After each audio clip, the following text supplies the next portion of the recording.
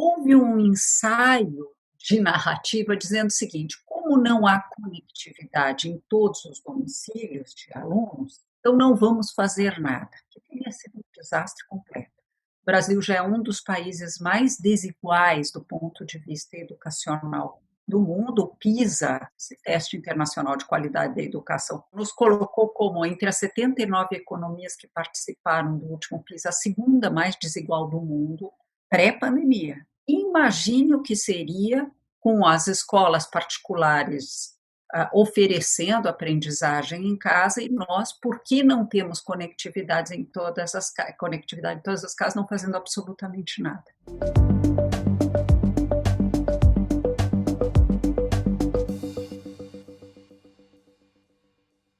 Hoje temos a alegria de receber aqui no Espaço Recíproco a Cláudia Costin, que é um dos nomes mais respeitados no Brasil na área de educação. Hoje ela é diretora do Centro de Excelência e Inovação em Políticas Educacionais, sediado na Fundação Getúlio Vargas. Foi professora visitante da Faculdade de Educação de Harvard e é colunista do jornal Folha de São Paulo. Foi diretora sênior para Educação no Banco Mundial de 2014 a 2016, secretária de Educação da Prefeitura Municipal do Rio de Janeiro, vice-presidente da Fundação Victor Tivita e uma das criadoras do Todos pela Educação, do qual ainda integra a comissão técnica. Por um período da gestão de Geraldo Alckmin como governador de São Paulo, assumiu a Secretaria de Cultura do Estado. Também foi ministra da Administração Federal e Reforma do Estado no governo de Fernando Henrique Cardoso. Graduada em Administração Pública pela FGV de São Paulo e com mestrado em Economia Aplicada à Administração, já deu aula na Pontifícia Universidade Católica de São Paulo, na Fundação Getúlio Vargas, no INSPER, no Instituto de Educação e Pesquisa e na École Nationale de Administração Pública de Quebec, no Canadá. Então, Cláudia, é uma alegria ter você aqui com a gente. Muito obrigado por ter aceito o nosso convite. E eu já queria aproveitar e já te perguntar, com todo esse currículo, todas essas atividades que você faz, como você consegue conciliar a tua vida acadêmica com a vida de gestora pública? Esses mundos que às vezes parecem tão distantes, são compatíveis? Certamente são compatíveis. Eu me considero duas coisas, sobretudo. Professora, porque eu comecei a minha vida profissional como professora de educação básica e hoje sou professora universitária, e gestora de políticas públicas. Acabei indo para a educação pelo caminho das políticas públicas, isso é uma longa conversa que não teremos tempo de explorar direito aqui hoje, mas a política educacional é uma das políticas públicas mais importantes para o desenvolvimento do país. Então, o caminho da política pública é um caminho interessante para isso. Mas e às vezes as agendas é que complicam, né? A vontade tem que até dar, mas as agendas são complicadas. É verdade, mas para a minha geração que leu Sartre, em que ele falava que a gente precisa sujar um pouco as mãos para entrar na realidade, faz muito sentido. É muito interessante analisar com um olhar distante o que acontece no mundo da prática.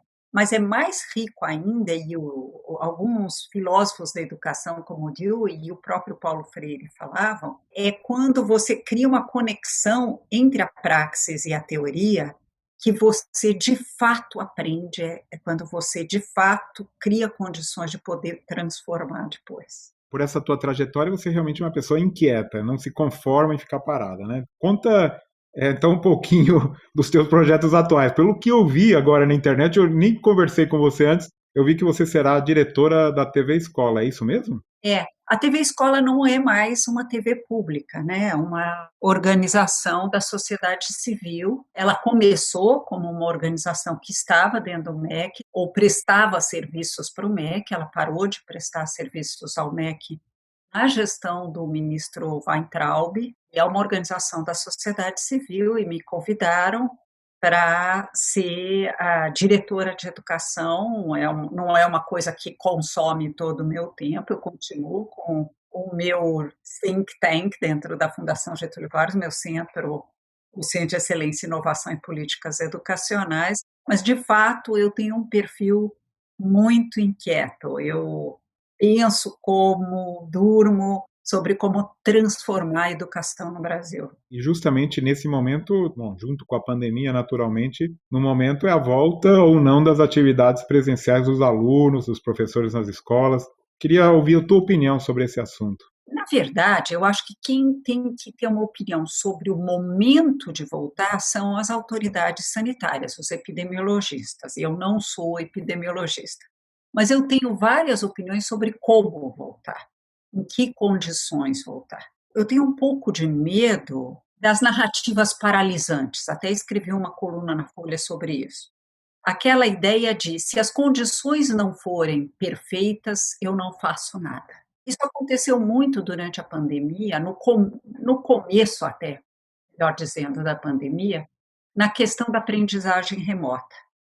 Enquanto muitos países, muito rapidamente, quando as escolas foram fechadas, passaram a dar aulas à distância, houve um ensaio de narrativa dizendo o seguinte: como não há conectividade em todos os domicílios de alunos, então não vamos fazer nada, que teria sido um desastre completo.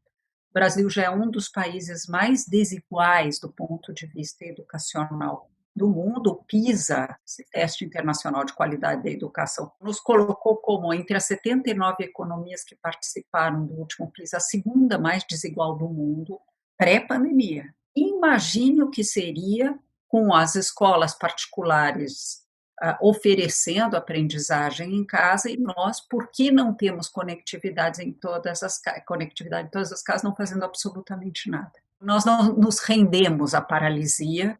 Um exército de professores foi para a linha de frente, tentou assegurar alguma forma de aprendizagem em casa, seja usando rádio, televisão, e até as plataformas digitais. Eu queria lembrar que o estado do Maranhão, que é um dos mais pobres do país, em 2 semanas estava com uma plataforma digital com 61% dos seus alunos acessando por celular. Eles complementaram com televisão e rádio e mandaram para quem estava em casa só com televisão ou com rádio cadernos autoinstrucionais para poder ajudar nesse esforço. Valeu a pena. O Paraná, naturalmente, eles têm uma inclusão digital maior, 95% dos alunos estiveram na plataforma digital. Mas eu acho que nós não nos rendemos nesse sentido. E me preocupa se nós vamos saber voltar. Há muito medo no ar. E não é culpa dos professores, é culpa, desculpe ser muito franca, da irresponsabilidade de alguns governantes, que acharam que era tudo uma grande bobagem, que a pandemia não era séria, que não era necessário pensar em vacina, as máscaras tiram a virilidade dos homens ou coisas assim, e que com isso as pessoas que levavam a ciência mais a sério se assustaram muito dentro do meio educacional. E falaram, bom, mas será que estamos voltando na hora certa? Será que há segurança suficiente para uma retomada das aulas presenciais? E aí também nós corremos o risco de uma certa paralisia. Quando tiver todas as crianças, eu já ouvi essa história aí. Não basta nem todos os professores estarem vacinados, teria que ser todo o pessoal das escolas e mais todos os alunos. Isso nós estamos falando de 2022, segundo semestre. Naturalmente que isso não é viável, né? Eu estou falando aqui da educação básica, naturalmente. A universidade tem mecanismos adicionais, porque vocês trabalham com adultos, nós trabalhamos com adultos. Sem dúvida. Não, mas tem muita coisa também similar e esse movimento também acabou acontecendo. O que é importante, né? Muitas vezes as pessoas parecem querer esquecer, né? Que as desigualdades sociais, claro que elas se exacerbaram com a pandemia, mas elas já existiam antes da pandemia, independentemente destas questões. Aparentemente, muitas vezes, as pessoas querem fechar o olho para esta situação, que é bastante crítica. Falando nisso, Cláudia, você quando foi secretária de Educação do Rio de Janeiro, conseguiu aumentar os índices educacionais, como o IDEB, por exemplo, em mais de 22%. Conta um pouco como isso foi possível. Eu sei que a pergunta é meio difícil, mas qual que é o caminho para melhorar a qualidade da educação no Brasil? Bom, em primeiro lugar, é saber que não existe uma bala de prata. Não tem uma coisa que, se você fizer aquela, como se diz na gíria, aquela coisa matadora, tudo se resolve. É necessário, para transformar a educação básica, de uma abordagem sistêmica. E essa abordagem sistêmica passa por um conjunto de ações. Uma delas, que é pré-condição para as outras, é ter um currículo muito claro.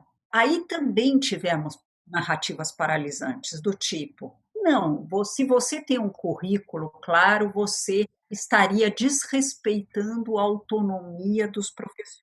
É nesse espaço do discurso paralisante que as desigualdades crescem. Porque se a gente quer ter equidade, né, eu fui, como você relatou, diretora global de educação do Banco Mundial, então eu conversei com ministros de educação de vários países. Quando eu conversei com a ministra da Finlândia, eu perguntei, mas por que vocês que escolhem o livro didático de todas as escolas? Ela falou, porque senão não se constrói a equidade. A partir daí, eu garanto que o professor pode colocar toda a magia na concretização desse currículo, mas ele tem isso. E aí ela mesma me falou, é como os protocolos na medicina. Quer dizer, você tem coisas que a ciência já mostra que funcionam melhor em determinadas situações de aprendizagem. E eu fiquei com isso na cabeça. Então, a primeira coisa que nós fizemos foi construir um currículo claro, organizado por bimestres. Não é, desculpe a expressão em inglês, rocket science. É um currículo claro, organizado por bimestres. E a cada 2 meses nós fazíamos uma avaliação diagnóstica para saber o quanto que, pelo menos em 4 áreas, os alunos de cada escola e do conjunto das escolas estavam evoluindo. E nós pegamos como áreas, basicamente, leitura e interpretação de textos. Quando eu cheguei em 2009, nós tínhamos cerca de 28 mil analfabetos funcionais ou analfabetos absolutos de quarto a sexto ano, muito preocupante.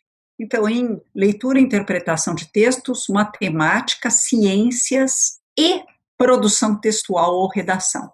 E aí, com base nisso, a gente ia trabalhando com dados, que é o segredo de Sobral. Se você pegar o melhor município em educação no Brasil, é Sobral, consistentemente melhor, e o que eles fizeram foi basicamente isso. Foi isso que eu tentei fazer no Rio. E muita formação continuada de professores, mas não na forma de palestras motivadoras.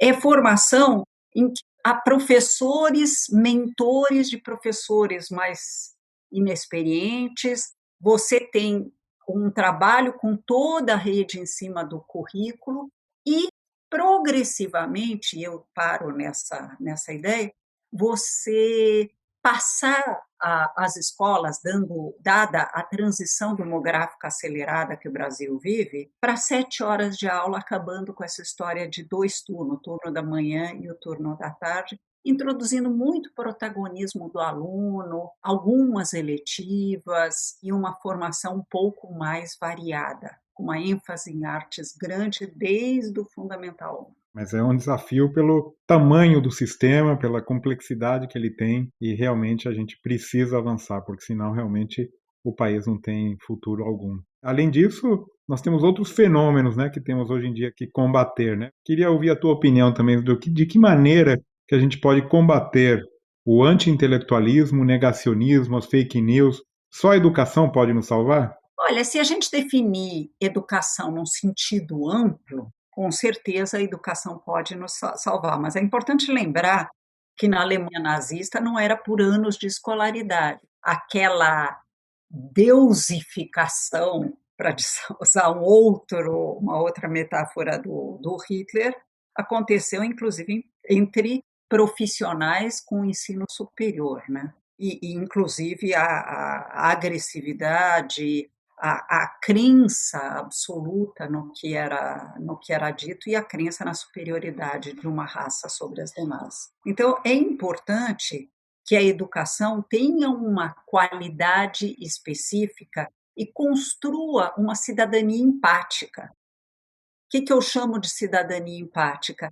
Sim, eu preciso ter pensamento crítico para poder me formar como um cidadão informado e informado procurando fontes diversas, mas eu também tenho que olhar para os meus contemporâneos, inclusive não só dentro do país, com muito mais empatia e entender a partir do que ele tem uma perspectiva diferente da minha. A questão do negacionismo científico me parece ser alguma coisa que vem junto com o populismo, com uma visão iliberal da democracia, em que você acredita que a democracia é o direito daqueles que eu considero iguais governarem, e a exclusão daqueles que eu não considero iguais de terem direito a pertencer ao coletivo que governa, né? E isso não é um fenômeno só brasileiro, infelizmente, porque se fosse, nós pensaríamos, bom, passa um tempo e isso se resolve. Não preciso falar da Hungria, da Polônia, que são países que têm um nível educacional melhor que o nosso. Inclusive, a Polônia teve um progresso em educação desde 2006, é importante mesmo assim isso aconteceu. Então, não é qualquer educação, há um determinado tipo de educação. E com isso, a gente tem que voltar a valorizar, porque durante um tempo nós não valorizamos tanto, a educação cívica, e aqui eu não estou falando moral e cívica, Como a gente tinha. não é decorar meia dúzia de mantras que você tem em educação cívica, é formar cidadãos globais e valorizar a filosofia. A filosofia como não só como uma disciplina específica, mas como algo que deveria permear as demais disciplinas. Um professor, para mim, a coisa que ele faz de mais importante é ensinar a pensar. E aí você é físico, né? Uma das coisas que me chama mais atenção é que no PISA de 2015, uma das áreas que nós nos saímos pior, eu fui olhar os microdados, foi pensar cientificamente. A gente sabe a tabela periódica de cor, não sabe o que fazer com ela. E falando nisso, tem um outro aspecto, né, da educação que você acabou de mencionar, que eu acho que é importante, chamada educação superior, né, as universidades, centros universitários, faculdades. O que você acha da educação superior no Brasil? O que deveria mudar? Eu acho que eu vou falar do que ela já mudou de uma maneira interessante. Quando você olha para o Times Higher Education, aquele conjunto de indicadores que ranqueia universidades, a gente não se sai muito bem, mas também não se sai muito mal. Mas tem uma área em que a gente se saiu particularmente bem, que foi no impacto, especialmente das universidades públicas. Ao contrário do que as pessoas imaginam, a nossa contribuição para a sociedade, especialmente as universidades públicas, não é desprezível, né? Não é desprezível, longe disso. Tanto se a gente olhar para os objetivos do desenvolvimento sustentável, tanto para o objetivo de promover um desenvolvimento um pouco mais inclusivo, a gente construiu cotas nas universidades, no caso das universidades paulistas, inclusive cotas para alunos de escolas públicas, e isso é uma coisa que vem crescendo, cotas étnico-raciais, com grandes críticas sofridas pelas elites por conta disso. Não quer dizer que nós já somos inclusivos nas universidades, não me entenda mal, só 20% da população adulta até 34 anos concluiu alguma faculdade, mas com uma inclusão crescente, com linhas de pesquisa que favorecem criação de tecnologias que combatem trabalho indecente, para pegar o ODS 8, com tecnologias sociais, com apoio a tecnologias sociais. Então, em primeiro lugar, isso. Mas nós estamos vivendo a quarta revolução industrial, o que se convencionou chamar também de o futuro do trabalho. Eu integrei a Comissão Global para o Futuro do Trabalho da OIT e eu era a única pessoa lá em Genebra voltada para a área de educação, os outros eram de outras áreas do mundo do trabalho. E a gente discutiu que a minha pesquisa, nos 18 meses que durou o trabalho, como que a educação deveria ser transformada, dado o fato de que a inteligência artificial vem substituindo o trabalho humano, que demanda competências intelectuais, numa velocidade sem precedentes. E, de fato, a universidade vai ter que mudar. E ela vai ter que mudar numa direção, por um lado, de trabalhar muito mais resolução colaborativa de problemas com criatividade, integrando as disciplinas, quebrando os muros que separam os departamentos. Eu acho que isso vai ser extremamente importante. Não quer dizer que não deva haver especialização, é que deve haver muito mais trabalho colaborativo. A sociedade do futuro vai ser uma sociedade de muita colaboração e a gente precisa trabalhar isso. Também vai ser muito mais globalizado. Então, a ideia de trabalhar na universidade, especialmente na graduação, agilidade cultural vai ser importante. E num Brasil tão diverso culturalmente como o nosso, isso é particularmente importante até para atuar dentro do Brasil. O Joseph Aoun, que é um especialista em ensino superior, escreveu um livro muito interessante chamado Robot Proof Higher Education e fala dessa questão da agilidade cultural e também de formar. A gente tem muito preconceito com didática no ensino superior.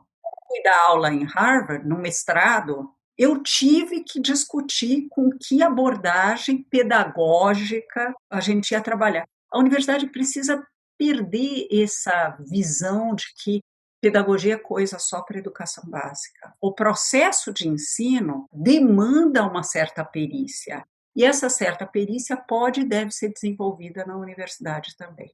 Eu tenho batido muito na tecla da importância disso. Eu costumo chamar isso de uma educação geral, né? É meio como nos Estados Unidos tem o Liberal Arts College, né? Que você tem uma formação ampla e que depois, naturalmente, os caminhos que seguirão pela vida ninguém sabe, né? Quais são e de que maneira vão seguir. Cláudia, eu queria que você recomendasse para a gente, então, um livro, um podcast, uma série, um canal do YouTube, qualquer coisa que vier aí na sua cabeça. Esse livro que eu mencionei agora, Robot Proof Higher Education, foi traduzido para o português, depois eu posso ver o nome certinho, como é que ele foi. Seria Ensino Superior à Prova de Robôs, a tradução literal. É do Joseph Aoun e é um livreto, é quase uma crônica, bem gostoso e uma reflexão que me ajudou nesse processo de reflexão. Se alguém quiser pegar essa linha de análise, mas não como um estudo acadêmico, só como uma reflexão, vale a pena ler também o Ascensão dos Robôs, do Martin Ford, que também é muito interessante. É tudo isso sobre o que está acontecendo no campo da tecnologia e que pode nos levar a pensar em como é que a gente reinventa a educação básica e o ensino superior. Livro de não ficção que eu tenha lido recentemente, eu acho que o mais bonito que eu li é o Torto Arado, do Itamar Vieira Júnior. Eu estou lendo ele agora, é incrível, né? Incrível. Você me mandou umas fotos, porque a gente tem aqui um quadro que é a arqueologia acadêmica. Eu te fiz ali, coitada, trabalhar, revirar os baús, né? Mas você me mandou ali umas fotos, não achou alguma foto da formatura, da época da faculdade, mas me mandou a foto e comentou que você atuou no movimento estudantil, foi até presa. Conta um pouco esse contexto dessas fotos aí que você me mandou. Então, eu fiz graduação de 1995 a 1998. Eu vou contar um minutinho de como é que eu fui parar em administração pública. Eu queria trabalhar com educação. Eu sei que soa estranhíssimo, a gente atua numa área, então, desde criancinha, sempre quis, isso parece uma narrativa tentando enfeitar a vida, mas foi assim mesmo. Eu, desde criança, queria trabalhar com educação. E isso se devia ao fato de que minha mãe foi refugiada de guerra, ela saiu da Hungria com 14 anos, no auge do Holocausto, e ela não pôde concluir o ginásio. Eles foram primeiro para Portugal, onde ela conseguiu estudar um pouco, e depois de Portugal veio para o Brasil e não reconheceram os estudos dela. Naquela época, ela teria que passar por uma prova de português, ela conseguia falar português, porque tinha ficado em Portugal e não conseguia escrever português. Ela sempre falava para a gente, olha, os 3 filhos, A única coisa que ninguém pode tirar de você é o que você tem na cabeça. Vários pais dizem isso, mas a minha mãe dizia com conhecimento de causa. E isso me marcou tão profundamente que eu falei, eu vou educar pessoas. É isso que eu quero fazer, é isso que eu sonho. Só que no ano que eu ia prestar vestibular, no ano que eu iria fazer, eventualmente naquele tempo se fazia cursinho para prestar vestibular, o meu irmão faleceu. Meu pai era um empresário de porte médio, ele estava preparando o filho homem mais velho para ser o sucessor. E meu pai chegou para mim 3 dias depois da morte do meu irmão, pedindo que eu cursasse administração para poder suceder. Isso para mim era coisa de burguês, estou falando com a minha linguagem da época, mas eu não podia machucar um pai que tinha acabado de perder um filho. Então, eu pedi 3 dias para pensar, foi quando eu descobri que existia o curso de administração pública na GV. Eu decidi, então, cursar administração pública e descobri se pela administração pública eu consigo construir um outro caminho. Meu pai só descobriu isso na metade do curso, que eu não estava em administração de empresa, mas em administração pública. Então, primeiro, eu acabei entrando em administração pública. Nunca me arrependi de ter feito administração pública, foi fantástico. Aliás, me permitiu um olhar para a educação muito mais interessante, porque essa é a política pública mais importante, a que realmente emancipa. Mas durante o tempo de faculdade, eu já tinha uma visão, digamos assim, mais progressista da vida. Eu me engajei no movimento estudantil, me liguei a um grupo que tinha também representação na USP, na Unicamp, em várias escolas isoladas. Eu estava na Fundação Getúlio Vargas e 75 até o final da faculdade, um pouco mais depois. Mas, para resumir uma longa história, eu me casei durante o tempo que estava na graduação, com um líder estudantil também, né, o Igor Fuser, que acabou também fazendo uma carreira universitária. Hoje ele é professor da Federal do ABC, ele é o pai da minha filha. Não deu muito certo o casamento, mas nós queremos muito bem. Eu fui presa, acho que na primeira passeata um pouco maior, depois da questão do Herzog. Primeira passeata maior eu fui presa, fui solta depois, mas depois na invasão da PUC eu fui enquadrada na Lei de Segurança Nacional. Foi uma experiência, por um lado, muito triste, desafiadora. Por outro lado, foi um dos momentos bonitos que eu tive na minha relação com os meus colegas de faculdade, porque eles paralisaram a faculdade por um dia pedindo minha libertação. Vamos combinar que a Fundação Getúlio Vargas, naquela época, não tinha uma tradição de luta.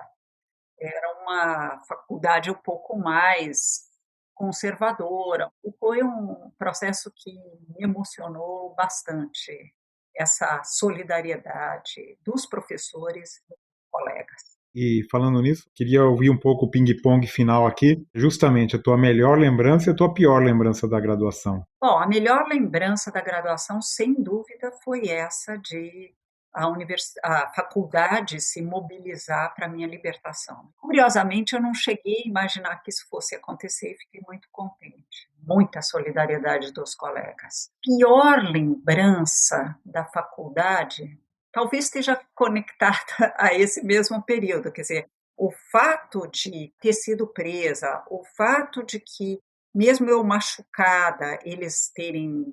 Não digo que me torturaram, porque não era exatamente, mas bateram em mim. E essas experiências, eu já era muito grande defensora da democracia, mas talvez eu não tivesse uma perspectiva tão clara do que significa uma ditadura, tenha ela a visão de mundo que tiver. Eu acho que assim, uma das coisas que eu saí dessa experiência tão desafiadora, eu me machuquei bastante nesse processo. Teve algumas pessoas que se feriram na invasão da PUC, eu fui uma delas. E me feri mais ainda porque, em cima do que eu tinha me machucado, me bateram. Mas eu fiquei pensando, provavelmente, se houvesse um governo de esquerda, como eu tinha fantasiado, quer dizer, eu estava associada a um grupo que era um pouco mais, digamos assim, stalinista, aconteceria a mesma coisa. se eu pensasse diferente. Então, isso me fez mais imune a opções autocráticas, seja da coloração que for. Vamos pensar num período pós-pandemia, se você tem que sair aí para um período sabático, um campus dos sonhos, de tantos que você conhece aí pelo mundo. Bom, eu já fui, já dei aula em Harvard como visiting professor 2 vezes, gostei muito da experiência, mas não fora o custo de vida em Stanford, em educação, evidentemente que Stanford é uma universidade muito bacana. Eu também trabalhei no Canadá, na École Nationale d'Administration Publique. Eu falo francês, minha primeira língua, por consequência da minha mãe ser húngara e meu pai ser romeno. Eu aprendi português na escola.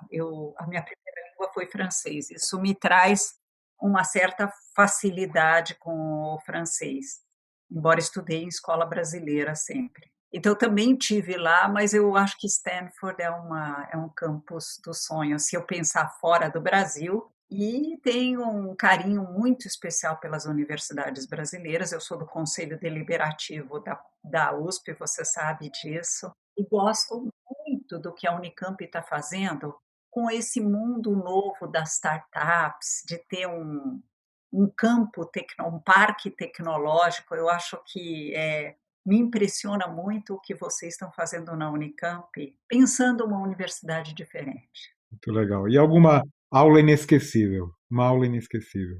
Aulas inesquecíveis. Eu tenho várias. Eu tive professores inesquecíveis. Na educação básica, no ginásio, eu tive um professor que chamava Amil, que ele nos fazia ler o suplemento literário. Ele nos fazia nos apaixonar por literatura. Eu sempre gostei de literatura. A minha mãe, que teve esse histórico de não concluir o ginásio, leu Proust e me introduziu ao Proust. Então, só para dizer que esse professor me marcou muito. E na faculdade, na graduação, um professor já falecido, que me deu aulas inesquecíveis, foi Fernando Prestes Mota, que dava aula de teoria das organizações, o Maurício Trachtenberg, que também foi um grande, grande mestre que eu tive. Fazia a gente pensar. E justamente um educador que você admira. Bom, eu admiro o Paulo Freire.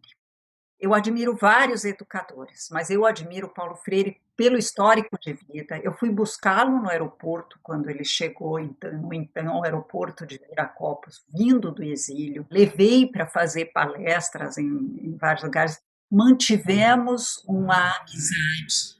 Então, eu admiro não só pelas suas ideias de formar para a autonomia, de promover maior diálogo entre teoria e praxis no processo educacional, mas pelo que ele evoluiu ao longo da sua trajetória, que provavelmente com outros pensadores da educação eu não consegui acompanhar tão de perto. O Edgar Morin é outro, com 99 anos, ainda dá aulas de vida sobre o que estamos vivendo hoje, impressionante, e que fala da religação dos saberes, a urgência de não fragmentarmos a realidade no processo de análise e colocar as disciplinas em diálogo. Bom, e para finalizar, queria que você contasse uma habilidade sua que não está no seu currículo. Eita, deixa eu pensar. Eu escrevo e falo em diversas línguas. Dada o fato que eu sou primeira geração nascida no Brasil e venho de um grupo humano, né, os judeus, coisa que eu descobri só que era judia só na vida adulta, que teve que mudar tanto de país. Então, meu pai falava 6 línguas, minha mãe falava 4 línguas, eles já tinham amigos espalhados pelo mundo todo e eu acabei tendo num tempo em que inglês não era o Esperanto.